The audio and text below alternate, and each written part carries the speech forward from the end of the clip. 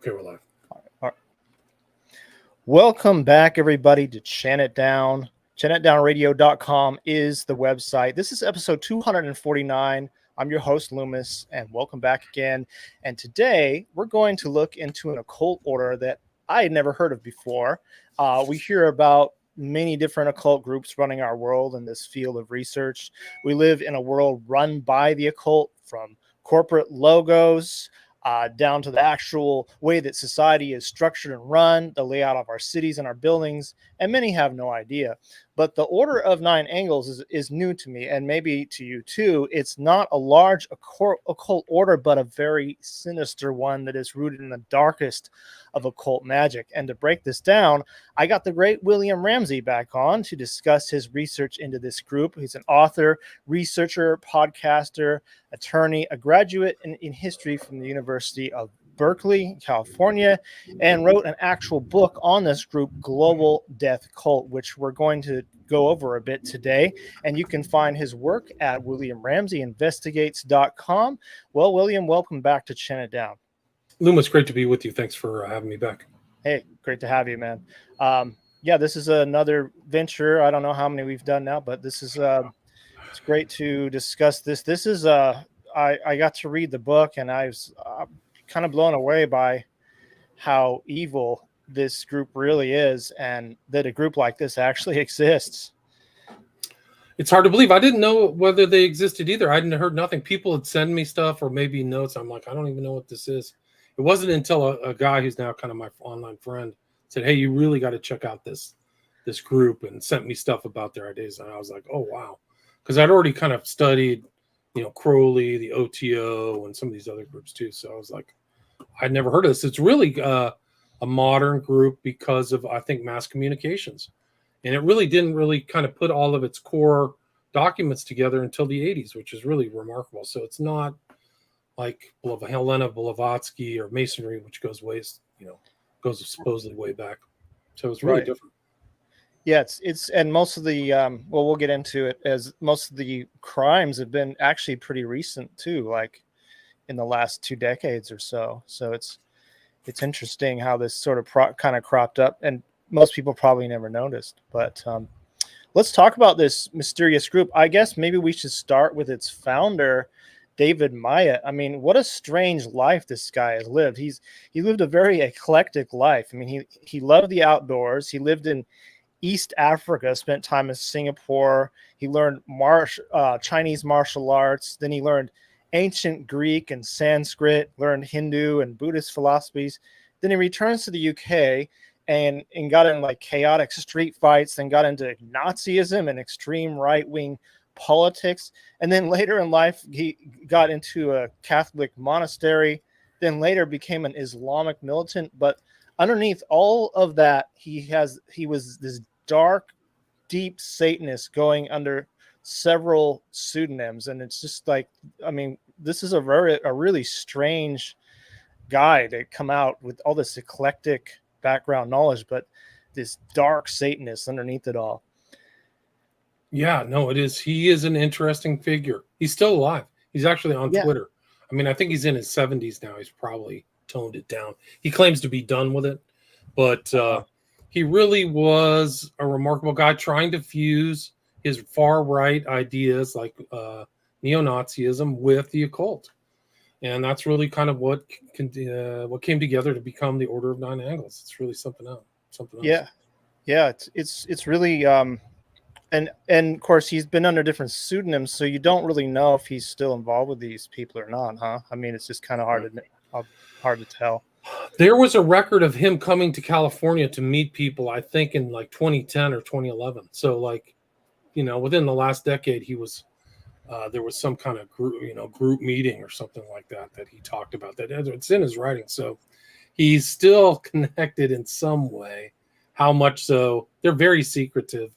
How much so is a different thing. But the writing all like the original writing all kind of bears his pseudonyms. I think it was Anton Long and Stephen Brown were two of his pseudonyms.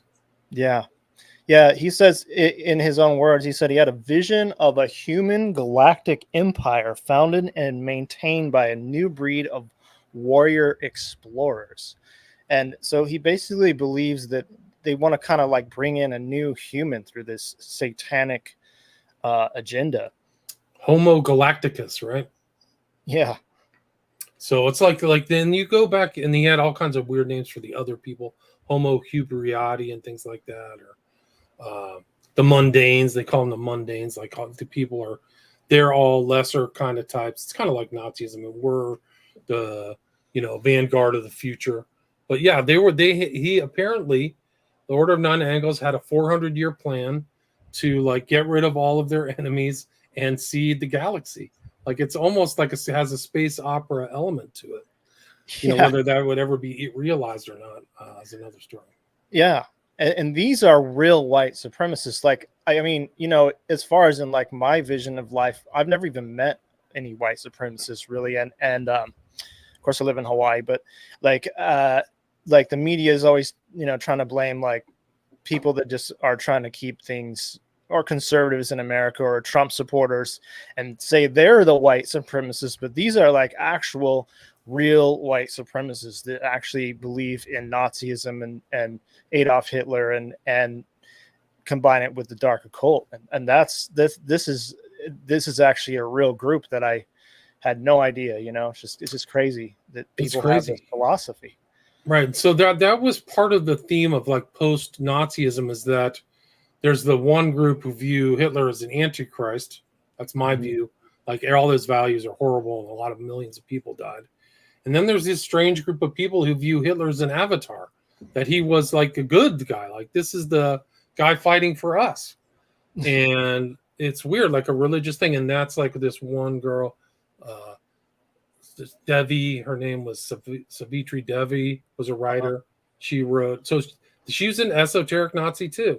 And there was another guy out of Chile who was like, his last name was Guerrero, like he had a Latino last name. But both of these people really saw Hitler as something like this atavistic thing of like bringing good to humanity. And I think that's exactly what Myatt was like. Like that's why they renamed time, not like the time of Christ, but it was the time from Hitler, the year of Fayen, or the year of rejoicing when Hitler was born, 1889. Like it's totally like flipped everything upside down. It's not even believable. But yeah, but the shows they're out there and their groups. And I have that whole section in the book about their Nexions, which is essentially their cells. And I saw the Nexions at a certain time. I don't know where they're at now, but they're seated all throughout the world. Right. Quite a few countries you talked about. Yeah. I found it extremely interesting too when it gets into the comparison with other satanic groups, such as the Temple of Set. Basically, Myatt, under the pseudonym, I think it was Stephen Brown, says the ONA is the real deal Satanism because they believe in human sacrifice. And they're like, they believe, what they call it, an Opfer, or some kind of a, is that what they call it? Opfer? Yeah, Opfer. That's the German word for sacrifice. Yeah.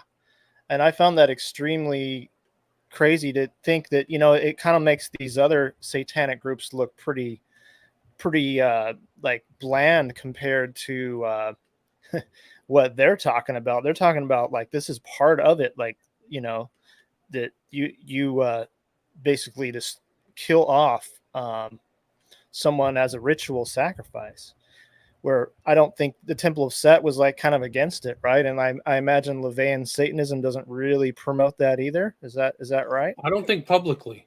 In one of those letters, the letters of Stephen Brown, where he's literally talking to Michael Aquino, and they go to meet him. They're in the UK.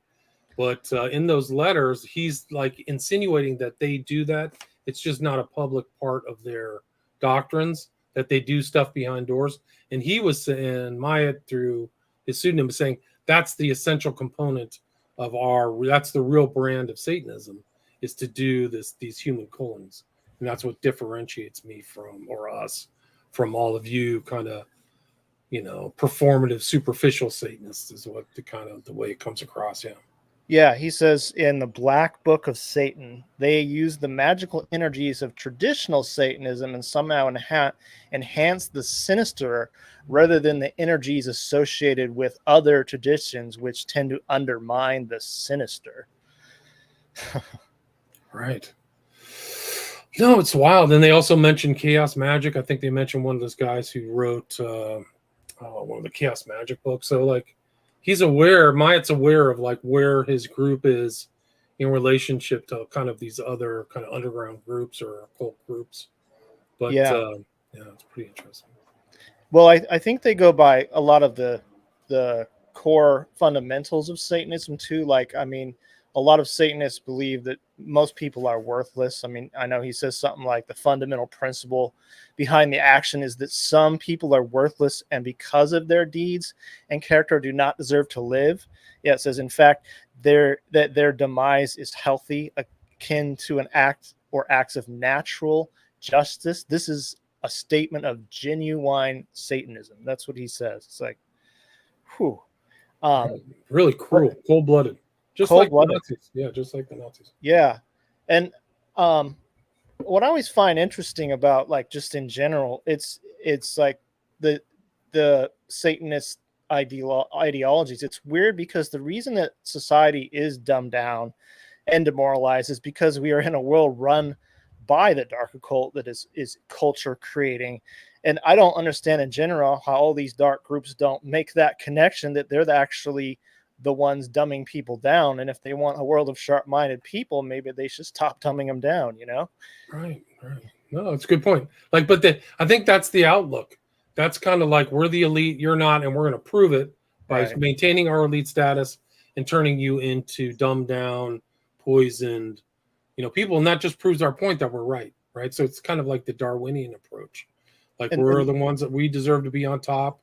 We're proving we're on top, and we're proving that the slave shall serve, like Curly would say. Right.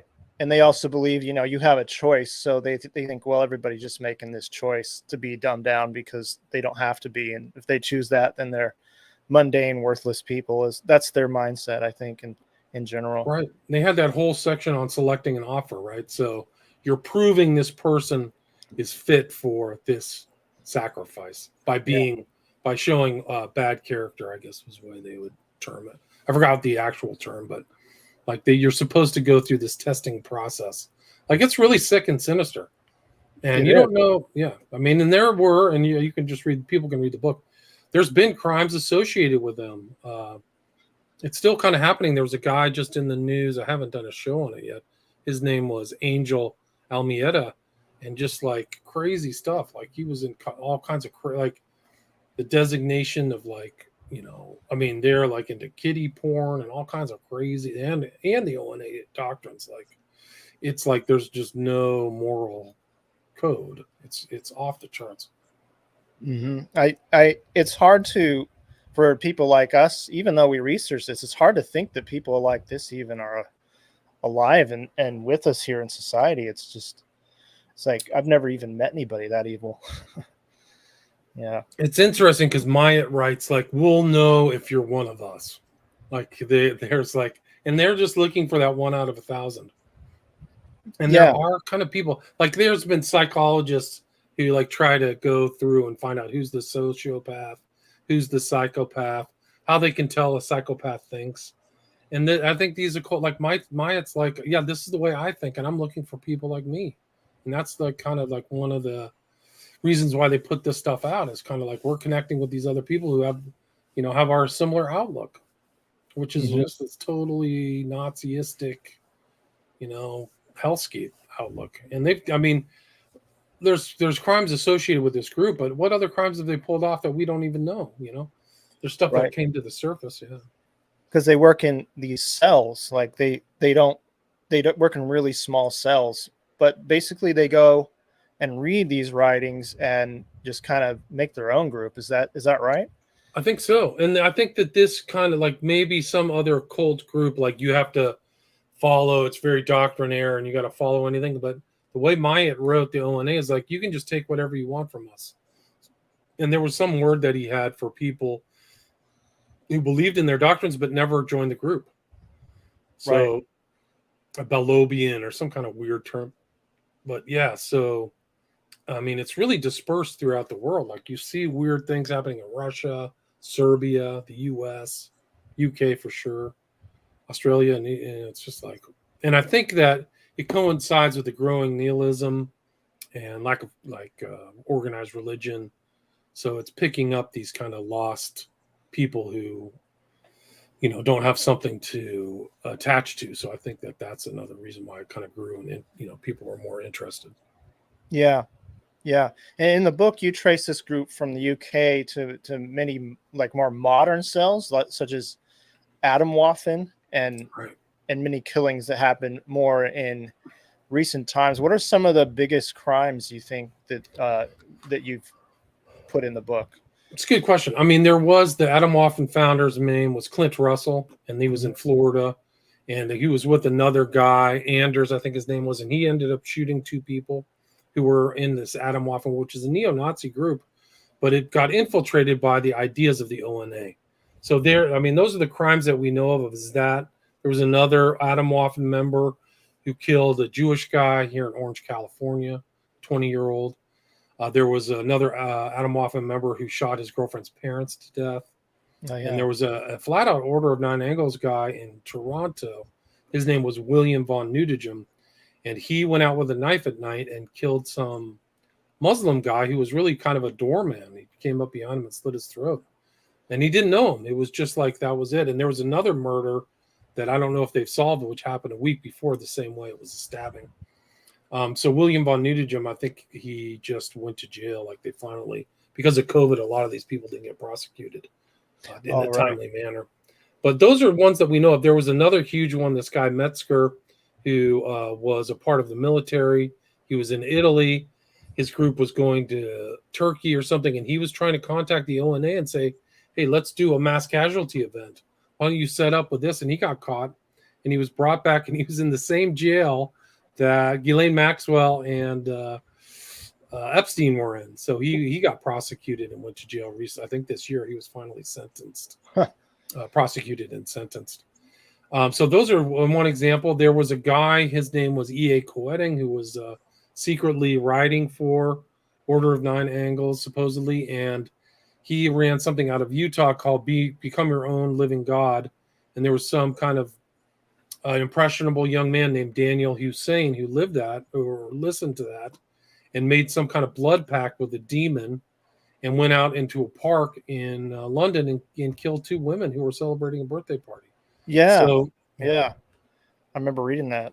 So it's global in nature. And some of these guys have gotten caught. A lot of these leaders of these offshoot groups of Nazis who've been influenced by the Order of Nine Angles, like Fuhrer Creek, Sonnenkrieg, have been busted. Like one of them sent had really gnarly posters and really hard. Like there's a correlation between these neo-Nazi groups and child porn. So a lot of these guys get busted for saying like, we're going to overthrow the government on some message board or something, and having child abuse material too. So those are just an example of some of the crimes that we know of that are associated with these ideas. Pure psychopaths. Unbelievable. It doesn't seem like a group like this would get much traction in today's New World Order, which is in the guise of equality with the rainbow flags and it seems like I mean I don't know that I know the equality banner is just a big front for the New World Order to get everybody in this like box, but it doesn't seem like this kind of a group would ever even like have one up in this world, because it's like they got a lot of work to do if they want to get their job done. It's just I mean, he had a 400-year plan, so I don't know how popular this would be. It's come onto the ONA is definitely on the radar of the U.S. law enforcement. There's been things that have been talked about in Congress, and congresspersons have, sent letters to people, hey, watch out for this group. And interestingly, just this year, this guy I mentioned earlier, who's the founder of Atomwaffen, he got arrested with his girlfriend. They were like the Bonnie and Clyde of neo-Nazis. Their plan was to destroy the electrical grid of Baltimore, which is like 70% African American. So they're never going to get out of jail after that. So, but it just shows kind of his determination. Like he went to jail over the killing of his roommates, and then got out, and then they got him again, like trying to plot something horrible. So these guys are around, and I mean, I mentioned like this one Asian Nazi, which is kind of hard to explain, but she was going to do a mass casualty event in Halifax, Nova Scotia, with her online boyfriend. Yeah, and she didn't, and she was going to meet together with some guy, right? And they were going to basically do a mass shooting in a mall or something. Yeah, and they were admirers of the whole Columbine situation, and I think the guy was planning to kill his dad. I think one guy shot his mom or something, but like they were going to do it all three, and they had kind of like a sexting relationship online. So it was, and they had never met. So like somebody, thank God, like told the cops, "Hey, she's flying to Halifax, and they're going to do this stuff." But and she had all of the kind of regalia ideas. She was on this place called Iron March, which is kind of a fascist far right thing. But it's weird to see somebody like that who is into Nazism. Like she was a Thai background. Her last name is Sumanarath. Yeah, that kind of surprised me too. I was looking at her like she doesn't look white, and so it kind of makes me think too, though, like most of these events you see in the media, I think, are staged or planned, these mass shootings, as we've probably talked about too before. But some of these could be actual real crimes. I mean, actually, we just had one yesterday. Was it in Maine? Maine. Yeah. I mean, some of these people could be part of this and we would never know. Good point. And it's kind of like seeded out. Like some of these ideas, like there was one guy, Crespo. Remember Crespo? He shot a bunch of people at a parade. Like he had the smiley face, and you don't know how many of these ideas influence people or whether they're reading into it. And the cops don't ask. The cops, it's not really their incentive to get to motive as much as like, did they commit the crime? So I think that like they're not asking, are you into the occult? What are you reading online? Like, how did you get to the point where you shot somebody or did this? Like you can understand. Like if somebody's in the mob or listens to gangster rap or something like why they would commit a crime. But like some of these, I don't think the cops, it's not as much on their radar as it should be, in my opinion. No, well, like I'd never heard of them until you brought it into the picture. So it's just like it's a really small but insidious, sinister group, and insidious is a good word because they have that whole idea of an insight role, right? So Myatt's encouraging people to infiltrate stuff to get learning done. So some of those guys, like I think Russell was probably in the National Guard so that he could get training, to get gun training and learn. So because he was a militant, I think that's fair to say. So what other guys are out there? And there was a problem in the military with Nazism, and it's been there for a couple decades at least, of these guys kind of like white supremacists in there. And the military kind of, I think, responded to it and kicked some of these people out. But it's a concern, like in the like this younger, I think as the younger generations kind of grew up more hopeless and not have stuff to look forward to, I think that groups like this are going to be much more attractive to younger men. Well, I mean, I've had this theory and I've never really seen it in motion, but in the back of my head, I've had this theory that with the left becoming so progressive and woke and insane, that it's actually starting to make some people really racist and bigoted and actually turn people maybe to the far right, and maybe that is actually kind of a ploy too, in the way of creating people like that, because the left has just gone so crazy and woke. Good point.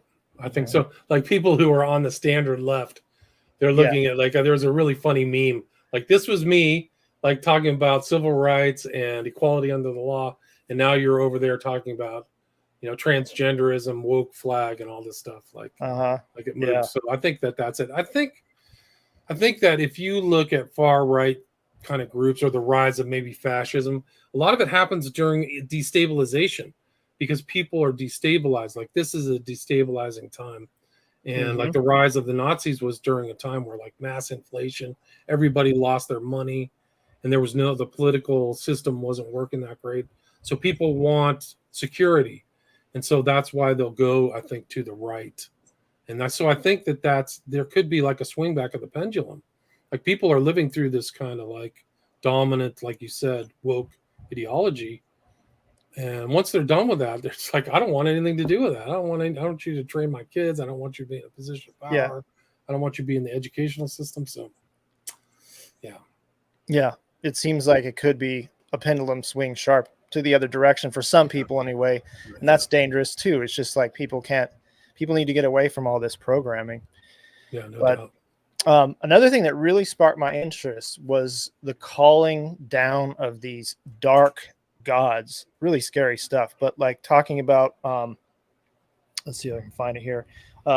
According to Myatt, legends recall that the dark gods visited Earth several times in the past, reaching our planet through the use of portals or stargates. These stargates are areas where the cosmic and spiritual worlds connect. According to the legend, stargates exist near to stars Dibith, Neos, and Algo, and that is if you journey from Earth in the direction of these stars, you would pass through a stargate. The book states that the abyss can be reached by practicing the sevenfold way. Is the gate to the gods, to the gods within us and the gods without. And I just found it like, I mean, could some of what they're talking about, could they be regarded by some people as like extraterrestrials or what people think might be? I mean, this gets into a gray area, but I've had guests on that have sort of, I just listened to their perspective, but they, separated ET entities and demons. But in this instance, I would say we're looking at some interdimensional something. I mean, who are these gods? Do they fit into, like some ancient societies? Even, you wonder. It's very interesting. My understanding, he claims that he got a lot of those gods from a manuscript he got from the Middle East, is what he says. So it's almost like they're, the Mesopotamian gods or something like that. And you're supposed to summon them through a portal. Yeah. So, and like some of them, you're supposed to presence them, like be possessed by them. So you like go out and do the right ritual in front of like the right constellation and bring it down. So it's really crazy stuff, very heavy. The gods of like horrible, they're almost like Lovecraftian gods, although they would deny it. I think the ONA would deny it. But it's almost like that kind of presence, some kind of evil entity, feed it energy. Yeah. Somebody in the comments says, this is also the time of God is dead, in quotes, promoting evolution as fact and scientism. It creates nihilists. Yeah. I agree with that. Yeah. I mean, the Black Book of Satan, this actually talks about the inverting of Christian ritual. And that makes me see a clear picture of why these people hate Christianity so much and why this world is so anti-Christian, because our world is run by dark Satanists. I mean, this is just Satanists in general, not just the ONA, but like they think love, forgiveness, and compassion are weak, and I've never really seen that worded that way, I guess. So I was like, wow, that's why they think that basically anything good in the world is basically weak. Right. I would say that's kind of a Nazi ideology. Like you're not supposed to have sympathy or empathy or anything like that. Like that's Nazarene. Like they would call it Nazarene. So, yeah, it's pretty ugly. Yeah, it is. This ONA, they think, they actually believe, it looks to me as actually they believe Satan as an entity, this prince of darkness, where I know it seems from my research, many of the satanic groups say they don't believe in an actual Satan, such as like LaVeyan Satanism. They're more kind of like atheists, sort of. But these ones, they seem to be looking at an actual entity that they want to like bring down, basically. Is that right? Yeah, I would agree with that. And to go back to your earlier point, the kind of like in the Christian thing, I think that when Myatt was in this monastery, he brought a lot of his ideas out of the monastery into the Satanism, like the chants and all this stuff like that. Yeah. he learned in this monastery. But I do believe they have this concept of presencing, like you're almost possessed. So you're trying to get possessed by this entity. And so I think that like they would say Baphomet, like Baphomet or Baphomet is their Satan, you know. So I think they have a different kind of breed, but I think they believe in demons or evil entities. Yeah, they're not atheistic. Like they definitely believe you're trying to communicate with, with entities. Yeah. Yeah. In fact, I did this research once into this one group because you were talking about some of the Mesopotamian gods. It was called the Joy of Satan, and they actually believe that Satan is Enki from the Sumerian tablets, and that's who they think is the real god of this world. I thought, interesting. That's interesting. So I've there heard are that Enlil. Have you ever heard of Enlil? Yeah. No, like I've heard that even Damien Eccles talked about Enlil, and what's his name? There's another Christian kind of scholar who is like interested in these Mesopotamian gods, because that's kind of where they like Peter Levenda and some of these other occultists, like going back to the Mesopotamian gods is like going back to the real thing, like the real, original demonic entities pre-Egyptian, right? That's right. kind of like the goal is kind of raise those up.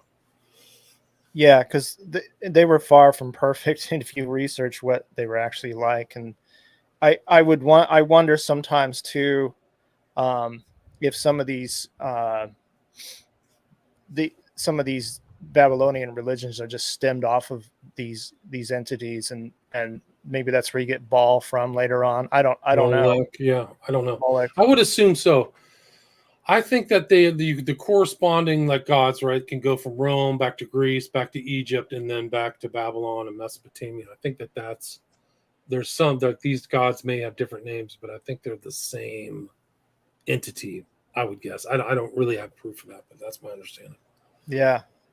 When you in the book you say, or it says, according to tradition, the dark gods are waiting in what may be described as a parallel universe to return to Earth, and thus our spatial causal universe. Essentially, the universe of dark gods is a causal, and the two universes may be represented as being joined by various stargates, or more accurately, nexions. So. Yeah, it's kind of an interesting use of the term too, right? So the gates are the nexions, so this cell is like a representation of this dark god. Like, so he inverts those two. The guy's very clever. He claims to have a 185 IQ. I don't know how you could actually. I would believe it, even if he's a total psychopath. But like just the fact that someone who would gather such an eclectic background of so many things has to have a pretty high IQ to be able to like sort it all and put it together, even if it's in the most evil way possible. Just someone who could take all those different influences of all these different religions and philosophies. I mean, you have to have some brains for that, for sure, even if he's a total psychopath. Yeah, and there's been elements is this an intelligence op? People always ask me that because there's so many different fake names. Is somebody guiding this? And I didn't really have any evidence of that. I was going to ask you that too. Yeah, everybody does. I mean, they all do. And it's a good question. I don't have like an accurate answer. I mean, if it's an intelligence op, they wouldn't leave the traces that it was, right? Like they wouldn't make it obvious. So there's nothing obvious there that says it. We know for a fact, and he admits it in his biography, that Myatt was a member of Combat 88, which was part of the European Gladio network. Gladio is a Roman sword. It was put together post-war to have kind of military troops to fend off communists. And if there was like literally, if the Russians invaded the communist invasion, they wanted to have their own cells. So we know that's kind of it's all set up by the CIA and right-wing groups and stuff like that. So we know that he was in that. Like maybe he was recruited through that to start this group for whatever aim, right? But the fact is, and I've talked to Igor Sarsky, and he's in the book too, but it's like this is almost like a software that was created. I think you can analogize it to a software, and it got out. So it's like free, like the people, whoever can come can drink, drink from the fount that they created. So I don't think that all these guys are some kind of like, MCAD or whatever, like a program to kill types where somebody brings them in and then sends them out to do stuff for larger ideas. I think that even with the internet, people can just pick it up. So maybe they're bringing them in, maybe they're puppeteering them. I wouldn't know. A secret society is supposed to be secret. So yeah, that would be a hard one to get an answer to, because you would just never know. I think that they are seemingly like coming. This whole, I guess you could say, ideology seems to be coming from the darkest of dark occult. So if it was like coming from there, then it would seem to be coming from the darkest parts of it all, like the sacrifice and everything. But I mean, there is a lot of lost souls out there that if they found something to attach themselves to, I mean, there are real psychopaths. So I wouldn't doubt that it just could be exactly how you reported in the book too, and not necessarily linked to the bigger picture necessarily, or not. I don't know. right. And you don't know. It's I've been doing shows on the Process Church, and during its heyday, they had like 500,000 members. Like, you would never know it was that big. It was huge. They thought they were going to take over the world. And so maybe this Order of the Nine Angles, like, you see it rise and people get caught, and they're caught having the Black Book of Satan or Naos. So you can tell they're reading the book. Like, there's a lot of pictures out there of that. But maybe some of these guys have with this idea are in the elite, or they're in kind of middle class, or they're wealthy. You just don't know. People have asked me that, like, who's in it? I said, I don't know the totality of who's in it. Like, I think the process was much bigger and stronger than people think of it, maybe as like a small group of people. They didn't think of themselves as a small group of people. Right. So, and Masonry too. Masonry's everywhere. Oh, It's yeah. all over the world. So, and it's totally secret too. Now, I think that the UK, every prime minister in the UK has been a Mason for 400 years, the last 400 years. That's power. And presidents too. Most of the presidents, if not all of them. Most of the presidents are Masons too.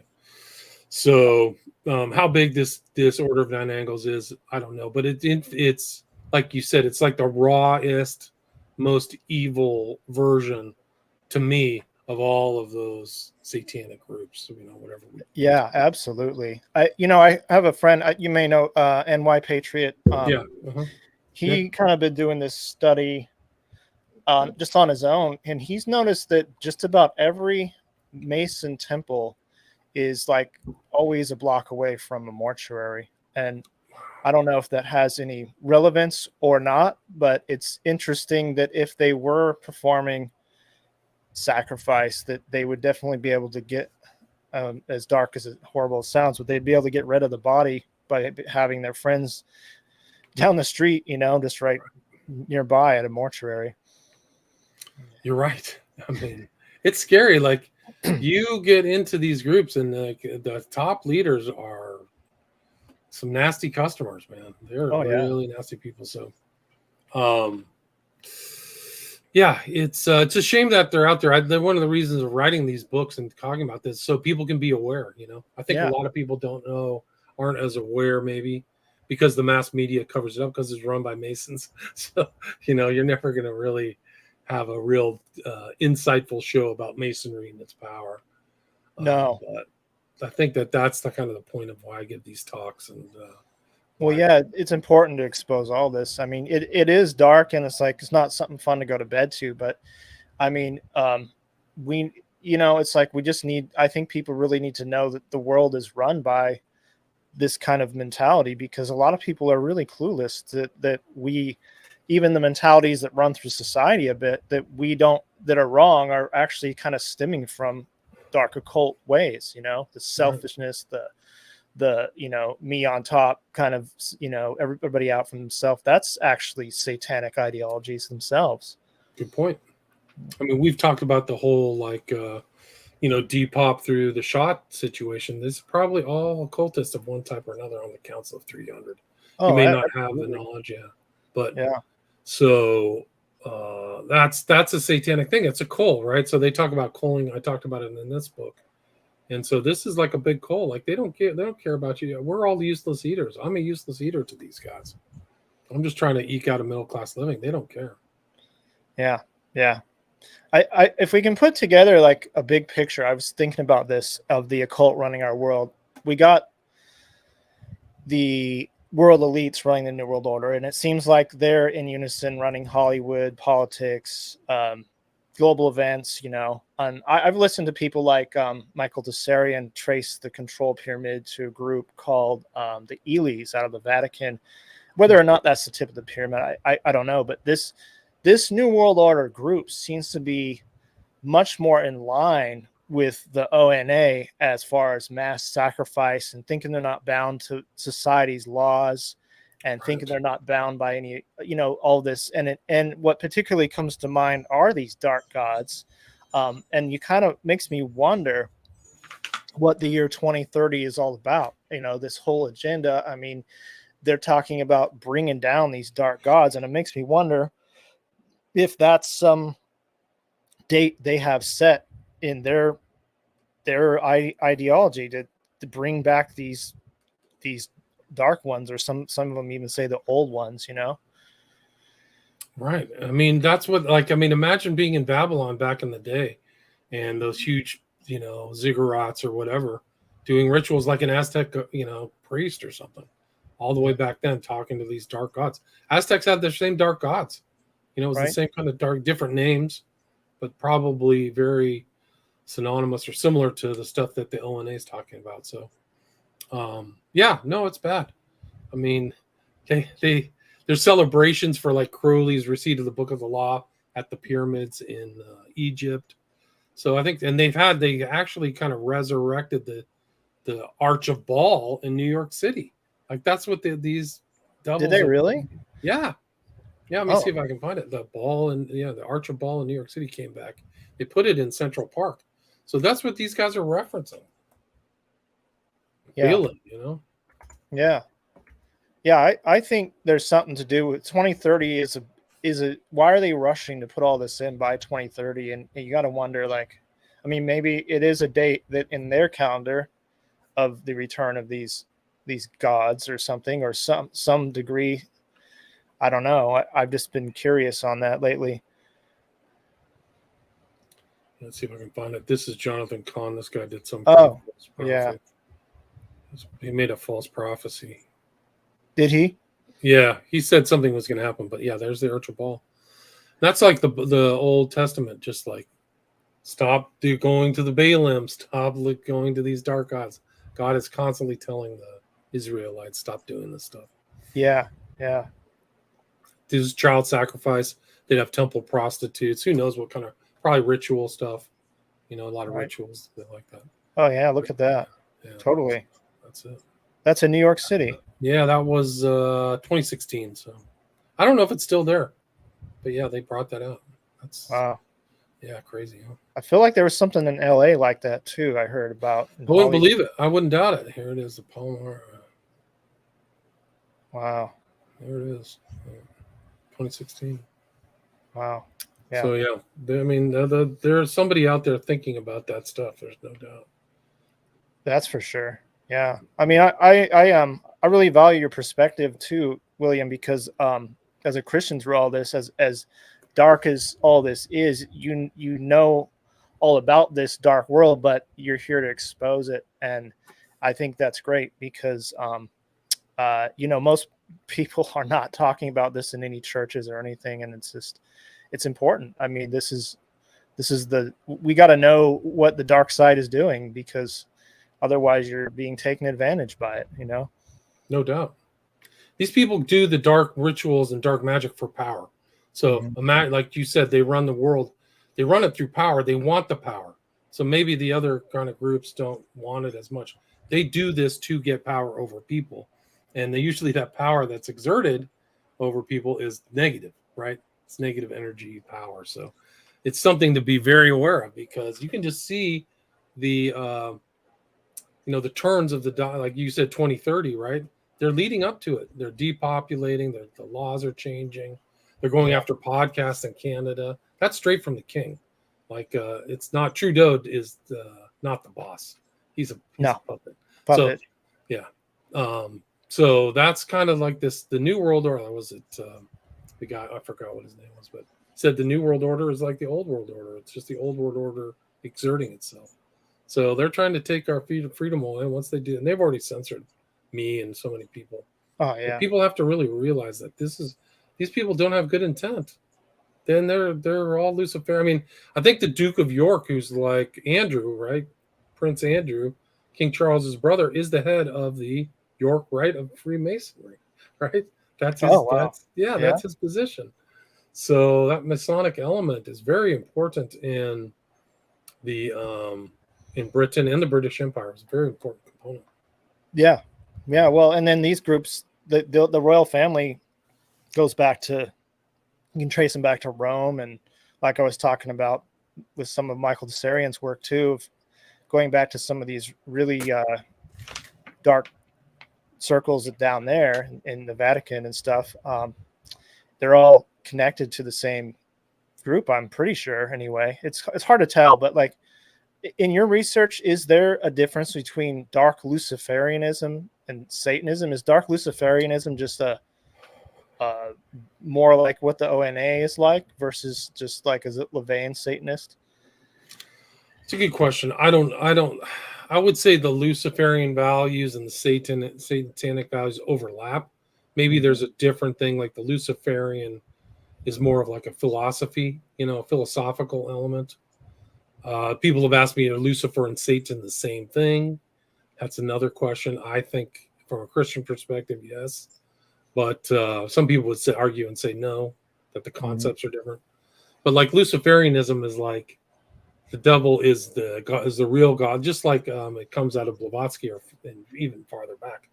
But the real oppressor is Yahweh, the original God, and the liberator is Satan trying to liberate you and make you a god, right? Yeah. So I think that would be how I would define Luciferianism, as opposed to Satanism, which still has the man as God kind of view, but maybe a little, less. Maybe they're in it more for like the rituals or whatever, or the sex or something. It may be different. Like I always see Luciferianism as a philosophical, kind of more philosophical, occult perspective, but that's just me. Yeah, it's hard to know about all this, but it's certainly evil, and we're just in the time where they think they're going to win, and I guess just to leave the audience with more positive outlook. I mean, maybe we can leave them with an awareness to recognize and separate ourselves from the influences of the dark occult and go toward the light. Because I hate to, this time it seems like the walls are really closing in, but I guess we're just in those end times. Yeah, I think we're in the end times. I think it started 2000 was it. I think that's when the dark occultists, whatever you want to call it, started it off. I agree. And, it's we're not getting away. Yeah, we haven't. There hasn't been a bunch of wins for humanity in the last 25 years, I would say. So, but yeah, it's good to know. It's good to know that these groups are out there. I mean, think about the people who died not inadvertent, but people who died associated with the ONA. They probably never saw it coming. They didn't know how sinister it was, and it's all secret too. Like, it'd be like me not knowing what it was before. Maybe even you, like, I don't even know what that group is. I got to go, I got to go shop for dinner or something like that. So it's not in your mind's eye. But now if you're aware, then you're looking out. Like you see somebody carrying a book like Naos, or I'm part of an Nexian, like, whoa, this is where things can get really dangerous. And I think that some of the smiley face bleeds into the smiley face killing phenomenon, at least in my mind, based upon my research. You hear about some of these victims like running into strange groups of people, like, and maybe they were Order of Nine Angle people or Nexian. Like one of the guys who comes to mind is a victim named Tommy Booth, who's telling his uncle, "Yeah, I'm in a bad group of people, and I don't want to associate with them anymore." And then he disappears and is found in a river, body of water. Oh, so yeah. So I don't know. I can only state the facts and the evidence that I have in the books. Like I can, hypothesize, but those are kind of things that come to mind when I read these cases in my most recent book, right? Smiley Face Killing book. But there's something dark going on with that too. Like there's underground stuff. I think that people need to be aware that these dark relationships, whether it's the Brotherhood of Death or anything, these guys are out there. So don't want to get caught in the web, so to speak. Yeah, they're out there. And now that I've been made aware of it, I'm just like, I just couldn't believe how evil people can really get. But that's just it. It's just, I think that the world we live in, your average person thinks that everybody's like them. And most people are pretty decent people. Like your average person, even if they're totally not knowing what's going on, they're generally pretty good people, and they can't believe we share a world with people this evil. And I think that's where people's shut down, is that they would never do these kind of things, but there are people that really do believe in this stuff, and I think that needs to be made aware to the general public. Totally agree, 100%. Yeah. Well, William, I'm probably we'll close it out here soon. I appreciate you coming on and sharing. Yeah, my pleasure. Thanks for having me. It's good to be with you again. This is a good book, and I think everybody should read, Global Death Cult, to really understand this. It's available at WilliamRamseyInvestigates.com. You should check it out. And Amazon. Yeah, you can get it on Amazon. But I always try to cut out Amazon if we can. Right. There you go. Good idea. But support William and his work. It's always good. It's always good to connect with you, and appreciate you coming on. Appreciate being with you. Thanks for having me. All right. Take care, William. All right. I'm going to get to end the stream.